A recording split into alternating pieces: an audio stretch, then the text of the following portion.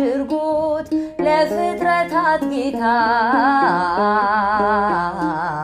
መዓዛሽ ተስማምቶት ካንቺ ይወለድ ዘንድ ፍጹም ሊላላክሽ በጥቂት አደገ ተልኮና ታዞሽ። ገና በ3 ዓመቷ የመነነች መናኒት ድንግል ማርያም ናት እኮ የመነኮሳት እናት። ርግብ እንተ ትሄውጾሙ ለባሕታውያን ባሕታውያንን የምታጽናናቸው ርግብ፣ ብቸኝነትን የለመደች ምናኔን የለመደችው እሷ ናት። እንዲያውም ቅዱስ ሳዊሮስ ዘስሙናይን ምኑ ላይ ተረጉማል መሰላችሁ? እስራኤል ከግብፅ ሲወጡ፣ አይዟችሁ እያጠቃለልኩት ነው። እስራኤል ከግብፅ ሲወጡ የሙሴ እህት ስሟ ማን ነው? አቤት መንጋሙት። ዘር ነው የምቆጥሩ እንጂ የመጽሐፍ ቅዱስ ዘር ማትዙ። ማርያም በሉ። እንዲሁ እኮ ይገርማል እኮ። እንዲሁ አታነቡም? ነውር እኮ ነው። እንዲሁ ዝም ብሎ የጎንደር ሰው ጀግና ነው የሚባል በምን መሰላችሁ? በመጽሐፍ እኮ ነው። አንዱ በሊቅነት እኮ ነው። የማታነቡ ለምንድነው መጽሐፍ ቅዱስ? ማርያም በሉ። የማን እህት ናት? ቃላት ሲወጡ ምን ይመስላችሁ? የሙሴን የእስራኤልን ደናግል ሰብስባ በከበሮ ተመራቸው ነበረ። ሁላችሁ ልብ ብላችሁ ስሙ።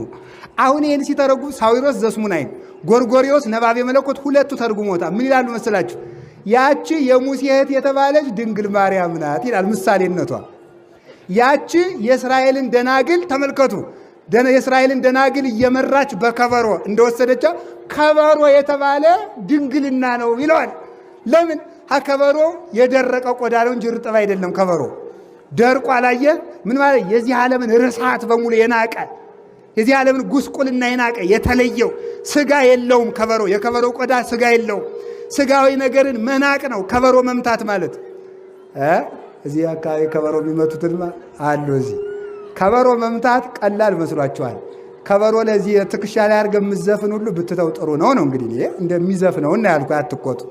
አይዘፈንበትም። እንደዚህ አድርጎ መሽከርከር ነውር ነው። ልብን ያሽከረክራል። ያቺ ማናት ነው ያልኳችሁ? ከበሮ ማናት? ድንግል ማርያም ናት። ድንግልና ማለት ነው ንጽህናን። ከበሮ ክርስቶስ እኮ ነው። ሰፊው መለኮቱን ነው የሚያሳይ፣ ጠባቡ ስጋ መሆኑን ነው የሚያሳይ እኮ። ይሄን እኮ የሚያሳይ እኮ ነው። ይሄ ቆዳው እኮ ስጋ መልበሱን ነው የሚያመለክት። ይሄ ሰንበሩ የከበሮ እኮ ሲገረፍ የወጣበት ሰንበር ነው። እና ከበሮ ሲመታ እንዲህ እየተባለ የሚማታ ምን ማለት መስላችሁ? ከሐና ወደ ቀያፋ ሲያመላልሱ አደሩ ጌታዬ ማለት እኮ ነው።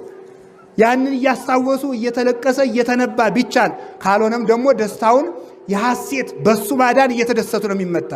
በሁለት ነው የተተረጎመ፣ አንዲቱ በእመቤታችን።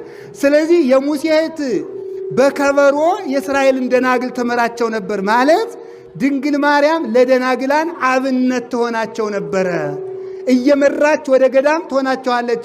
ስለዚህ ተመልከቱ፣ የመነኮሳት ትምክቶሙ አንቲ ለመነኮሳት ገዳማውያን የምትባለው በዚህ ምክንያት ነው። ምናኔን ባርካ የሰጠችን እሷ ስለሆነች ነው። ለምናኔያን አብነት ለመሆን ከቃሉ ጋር ናችሁን? ከቃሉ ጋር ናችሁ? ስለዚህ